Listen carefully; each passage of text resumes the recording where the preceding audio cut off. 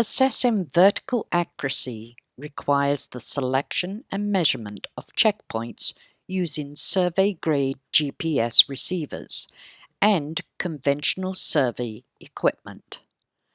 The checkpoints are distributed to cover the entire study area to include as many flight lines as possible and to characterize the dominant land cover classes within the study area. For a large area LiDAR mapping, at least 20 checkpoints are collected for each land cover class, and the points are located in flat areas to minimize the impact of any horizontal errors.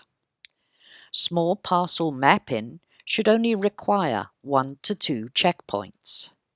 The vertical error is then determined by subtracting the elevation of a checkpoint from the same XY location, interpolated from the LiDAR data.